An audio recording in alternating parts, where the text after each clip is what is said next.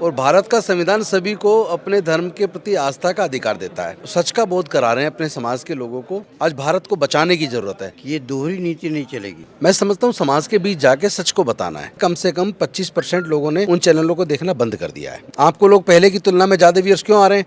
क्योंकि लोग सच को जानना चाहते हैं। क्योंकि संख्या इतनी है हमारी, अगर हम 10-10 रुपए भी सब लोग दे दें हर परिवार से, तो आप यूनिवर्सिटी तो आप कल बना लेंगे। मैं इस समय गुजरात की राजधानी गांधीनगर में हूँ। ये नई राजधानी है, विधानसभा भी नया बना है। दो खास मेहमान हैं मेरे साथ, मौका भी खास है। एक है मुख्यमंत्री के पिताजी, उन्होंने आज कहा है कि मैं कांग्रेस का बाप हूँ। भूपेश बघेल जी के पिताजी हैं, लेकिन इनकी पहचान भूपेश बघेल के पिता के तौर पे नहीं है। पूरा देश, पूरी दुनिया ही जानता है कि इन्होंने बुद्धमय भारत का सपना साकार करने के लिए संवैधानिक आदमी हैं और कर्मकांड के खिलाफ बात करने की वजह से जेल भी जा चुके हैं। और दूसरे शख्स हैं जिन्होंने एक बड़ा लक्ष्य तय किया है, 10 करोड़ बुद्धिस्टों का घर वापसी कराना है बुद्धमय भारत का। और ये दोनों लोग आज गुजरात आए हैं। गुजरात में गांधीनगर में हम लोग हैं और एक बड़ी कोशिश थी, बहुत सारे लोग थे इस हॉल में, कचाखच भरा हुआ था। पॉलिटिकल रूप से बात करना पड़ेगा आपको। आरएसएस की प्रयोगशाला है, लेबोरेटरी है गुजरात। क्या एक जो कोशिश हो रही है पूरे देश में कि जो फंडामेंटल राइट्स है कि आप किसी भी धर्म को मान सकते हैं, उसके खिलाफ कानून बन रहा है, चाहे यूपी हो चाहे मध्य प्रदेश हो। इस तरह के हिमाचल में पहले से कानून है कि आप धर्म परिवर्तन नहीं कर सकते हैं। आप जो जिस उपासना को चाहते हैं वो नहीं कर सकते हैं। उस पर इन लोग की क्या राय है? आप लोग कह रहे हैं कि हम लोगों को घर वापसी कराएंगे। उधर सरकार जहाँ खासकर बीजेपी शासित राज्यों में कानून बन रहा है कि आप लोग धर्म परिवर्तन करा रहे हैं, लालच दे रहे हैं, आप लोग को जेल होगी। मैं समझता हूँ कि भारत का संविधान उस एक्ट्स के ऊपर है और भारत का संविधान सभी को अपने धर्म के प्रति आस्था का अधिकार देता है। और दूसरी बात, हम अपने लोगों को घर वापसी करवा रहे हैं। कोई जबरन कोई किसी के धर्म को बदल नहीं सकता, ये मिथ है। और सच का बोध करा रहे हैं अपने समाज के लोगों को। पूरे दुनिया को आज मानवता की ज़रूरत है, शांति की ज़रूरत है। और जो जहर समाज में घोला गया है उसको ख़त्म करने की ज़रूरत है। आज भारत को बचाने की ज़रूरत है और भारत को अगर बचाना है तो मानवता कायम करनी होगी। और ये जो संप्रदाय और जाति और धर्म के नाम पे दंगे, इसको ख़त्म करना पड़ेगा। तो इसका समाधान तो बुद्धिज़्म में ही है सिर्फ। बघेल साहब, एक सवाल और लेंगे। बघेल साहब, आपके तो कांग्रेस में ही गाय गोबर गौमूत्र की राजनीति होती है सबसे ज़्यादा राम मंदिर का ताला हो, मुस्लिमों का तुष्टीकरण हो, सिखों का नरसंहार हो। कांग्रेस का तो पोर डूबा हुआ और उसी काम को बीजेपी आगे बढ़ा रही है। कैसे देख रहे हैं आपको कांग्रेस बीजेपी में कितना दोनों में अंतर? मैंने राहुल गांधी और प्रियंका गांधी को भी पत्र लिखा है कि ये दोहरी नीति नहीं चलेगी। कि आप एक तरफ हिंदू हो, एक तरफ राम मंदिर की पूजा करते हो, वहाँ ईंटा चढ़ाते हो, और दूसरे तरफ बुद्ध धर्म को मानते हो। ये दोहरी नीति नहीं चलेगी।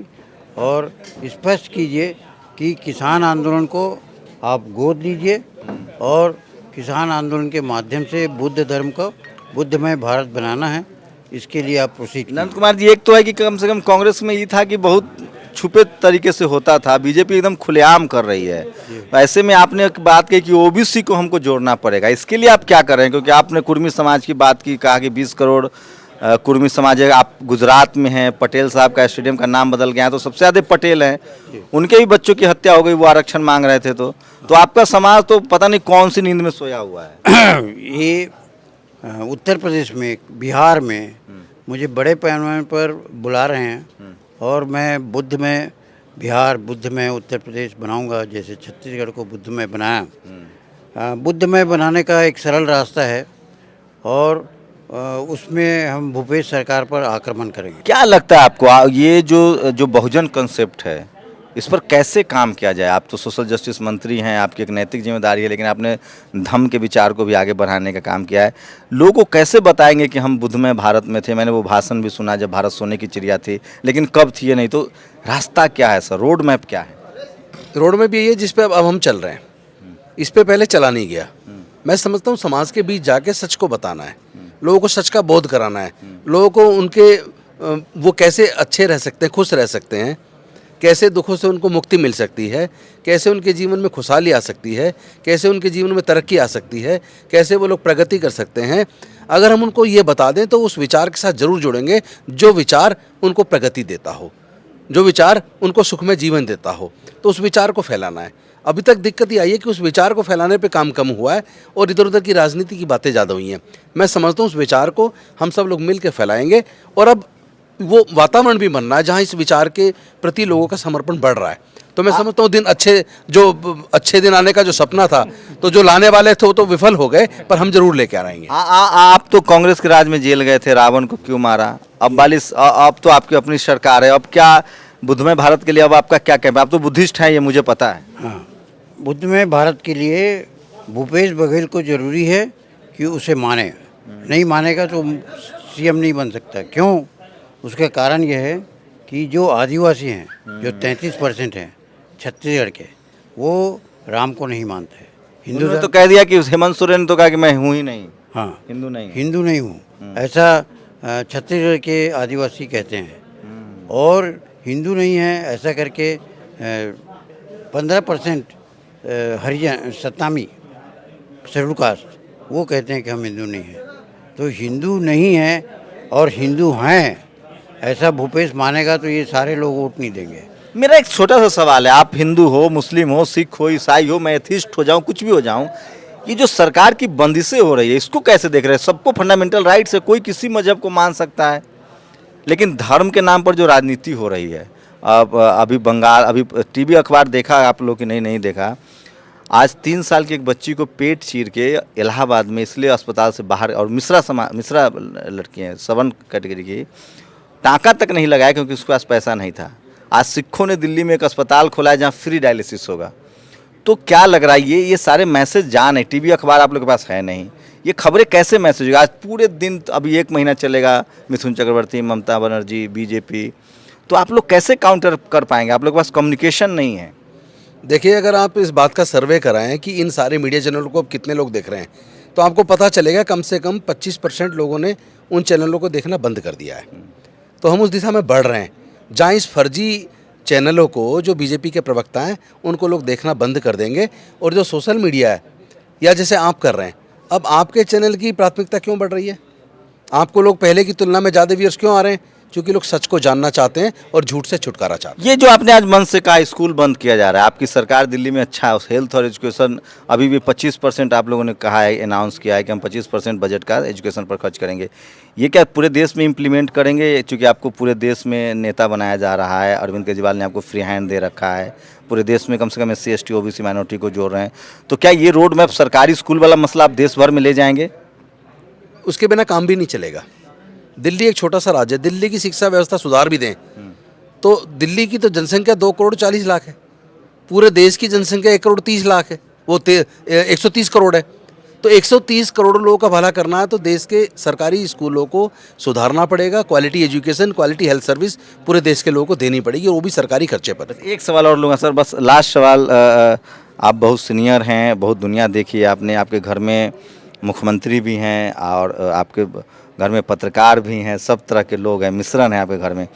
आपने जो लंबा संघर्ष झेला है, ये सब कुछ आपकी वजह से, जो आपको जानते हैं वो मुझे बताते हैं कि नंद कुमार बघेल ने अपनी पूरी लाइफ सेक्रीफाइस की। नतीजा जगदेव बाबू कहते थे कि पहली पीढ़ी मारी जाती है, दूसरी पीढ़ी जेल जाती है, तीसरी पीढ़ी राज करती है। आप जेल गए, आपकी तीसरी पीढ़ी राज कर रही है, लेकिन आपका जो तीसरी पीढ़ी है वो कम्युनिकेशन कैसे करता है? क्या मुख्यमंत्री से आपकी बात होती है? आपकी बेटी अमेरिका में रहती है, उनसे बात होती है? आपके दामाद पत्रकार हैं, उनसे तो मेरी बात होती है, उनको तो आइडियोलॉजी की समझ है, तो कैसे कम्युनिकेशन टेबल पर कैसे होता है मुख्यमंत्री से? बुद्ध धर्म के द्वारा होता है। बुद्ध धर्म ये कहता है कि किसी के लॉजिक समझ में नहीं आता है या कॉम्प्रोमाइज़ नहीं होता है तो उसको इसको छोड़ दो। जैसे वो बुद्ध धर्म नहीं मानता, भूपेश राम को पूजा करता है, तो मैं उसमें इंटरफेयर नहीं करता। जैसा तुम्हारी मर्जी आए वैसा करो, लेकिन मेरी बात भी सुन लिया करो। तो सुनता है और कई ठो काम को मेरे हिसाब से करता है, लेकिन मुझे क्रेडिट नहीं देता है। बड़ा कठिन लक्ष्य है। शुक्रिया हमको समझने के लिए। एक आखिरी सवाल कि आज बहुत लोग की मैंने भाषण सुनी, लेकिन मुझे लगता है कि मेरे पिताजी के पास हाथी था, मैं सिक्कर लेके घूम रहा हूँ, हमारा बुद्धमय भारत भी था, हम सोने की चिड़िया भी थे, हमारे पास 13-14 यूनिवर्सिटियाँ भी थी, तक्षशिला, नालंदा, हमारा एक सम्राट अशोक जैसे हमारे पास राजा भी थे, चंद्रगुप्त मौर्य जैसे राजा थे। आज के हालात में तो हमारे पास अठन्नी नहीं है, चौवन्नी नहीं है, बहुत बुरी हालत है समाज की। खासकर SC ST OBC माइनॉरिटी की बात करें सर, तो खाने के लिए नहीं है, रहने के लिए नहीं है। इसका कोई सॉल्यूशन बताइए। क्या पढ़ाई से हमें काटा जा रहा है, निजीकरण हो रहा है। 2 चीज़ें चल रही है ट्रेंड में सर सोशल मीडिया पर, स्टॉप प्राइवेटाइजेशन और MSP 2। ये निजीकरण जिस तरह से हो रहा है, कोई रास्ता दिख रहा है मंत्री जी, कोई विकल्प दिख रहा है, या एक बार फिर से इस देश की बहुसंख्यक आबादी खाने के लिए मोहताज हो जाएगी? मैं समझता हूँ हम लोग अपने संख्या को अपनी ताकत बना लें और बुद्ध के धम्म में जो विकास का रास्ता है उस विकास के रास्ते पर चलें, तो हम अपने इंस्टीट्यूट भी बनाएंगे। क्योंकि संख्या इतनी है हमारी, अगर हम 10-10 रुपये भी सब लोग दे दें हर परिवार से, तो आप यूनिवर्सिटी तो आप कल बना लेंगे। तो उस दिशा में हमें जाना है, बढ़ना है, लोगों को समझाना है।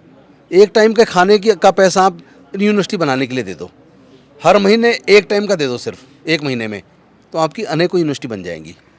मंत्री जी ने एक और बात कही थी कि संसद में बाबा साहब ने रिजर्वेशन का प्रावधान करवाया, SC ST मिला दें तो कोई सरकार नहीं चल सकती इस देश में। राज्यसभा लोकसभा मिला के 131 से ज़्यादा मेंबर ऑफ पार्लियामेंट हैं, लेकिन एक जो डर है, जो दिमागी गुलामी है, दिमागी जो डर है, वो SC ST OBC माइनॉरिटी को सड़कों पर संघर्ष करने से रोकता है।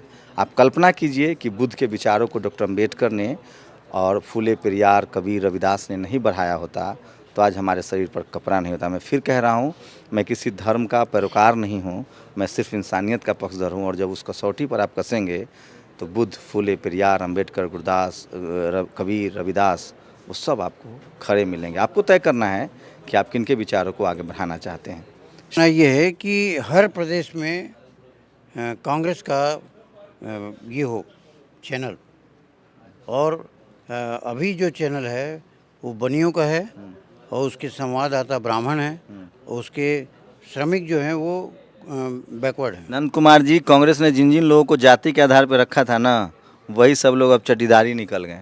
रखा तो वही मेरी सफलता का प्रतीक है। शंभू कुमार सिंह, नेशनल दस्तक, गांधीनगर, गुजरात। नेशनल दस्तक की आपसे गुजारिश है कि अगर इसको बचाना चाहते हैं तो नेशनल दस्तक को सब्सक्राइब करने के लिए रेड कलर के सब्सक्राइब बटन को दबाएं, फिर बेल आइकन की घंटी दबाएं। नेशनल दस्तक को बचाने के लिए बहुत जरूरी है कि हर खबर को शेयर करें, लाइक करें, कमेंट जरूर करें।